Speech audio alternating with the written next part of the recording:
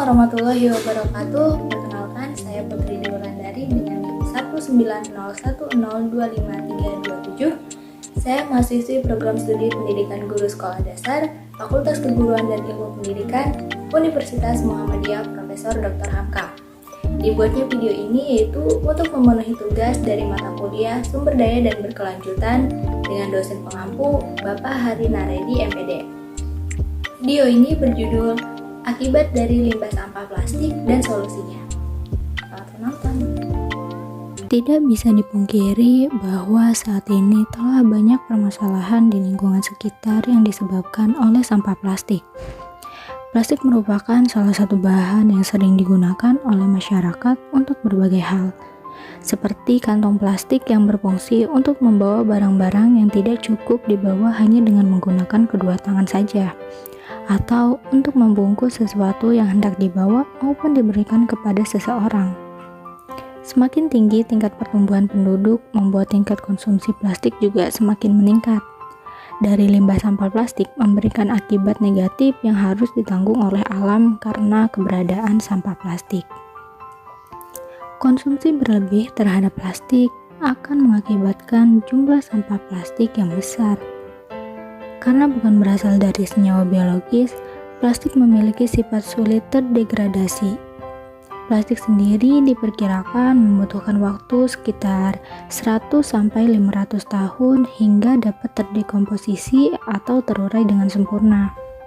Selain itu, terdapat zat beracun yang dilepaskan ke dalam tanah ketika plastik rusak di bawah sinar matahari. Dan jika plastik dibakar, akan melepaskan zat beracun ke udara yang menyebabkan polusi udara. Simmons 2005 mengemukakan bahwa karena akumulasi senyawa karsinogenik yang diatur, penggunaan kantong plastik memungkinkan masuknya penyakit kanker. Sampah plastik dibuang tanpa pandang bulu ke tempat pembuangan sampah di seluruh dunia yang menempati berton-ton hektar lahan dan mengeluarkan gas metana dan karbon dioksida yang berbahaya, serta lindi yang sangat beracun dari tempat pembuangan sampah selama tahap pembusukannya. Dampak dari limbah sampah plastik bagi lingkungan hidup yaitu yang pertama, berbahaya bagi keberlangsungan rantai makanan. Yang kedua, mencemari air dan tanah. Yang ketiga, tanah menjadi tidak subur. Yang keempat, pemanasan global. Dan yang kelima, polusi pada udara. Dari tumpukan limbah sampah plastik akan mengakibatkan pencemaran seperti yang disebutkan tadi pada tanah, air, laut, dan bahkan udara. Racun-racun dari partikel plastik yang masuk ke dalam tanah akan membunuh hewan-hewan pengurai di dalam tanah, seperti cacing. Hal tersebut akan menurunkan tingkat kesuburan pada tanah. Karena plastik menghalangi sirkulasi udara di dalam tanah dan ruang gerak makhluk bawah tanah yang mampu menyuburkan tanah. Pembuangan sampah plastik sembarangan di sungai-sungai akan mengakibatkan pendangkalan sungai dan penyumbatan aliran sungai, sehingga bukan tidak mungkin akan menyebabkan banjir ketika hujan turun karena tidak ada ruang untuk menyerapnya air. Penyumbatan saluran air akibat sampah plastik dapat menjadi tempat perkembangbiakan daur hidup nyamuk dan serangga berbahaya lainnya, yaitu seperti nyamuk DBD dan malaria, sehingga akan menimbulkan penyakit. Plastik yang sukar diurai mempunyai umur panjang dan ringan, akan mudah diterbangkan angin hingga ke laut sekalipun. Plastik yang berterbangan hingga mendarat ke laut akan menjerat hewan-hewan laut seperti lumba-lumba, penyu laut, dan anjing laut yang menganggap bahwa sampah plastik yang ada di laut adalah makanannya, dan akhirnya termakan sehingga membuat hewan laut mati karena tidak dapat mencernanya. Ketika hewan mati, plastik yang berada di dalam tubuhnya tetap tidak akan hancur menjadi bangkai dan dapat meracuni hewan lainnya. Kualitas air di lingkungan akan semakin memburuk karena banyaknya sampah plastik yang mengandung bahan-bahan kimia seperti styrene trimer, bisphenol A, dan lain sebagainya, di mana pada akhirnya akan meracuni air yang biasanya dijadikan air minum atau untuk mandi dalam kehidupan sehari-hari.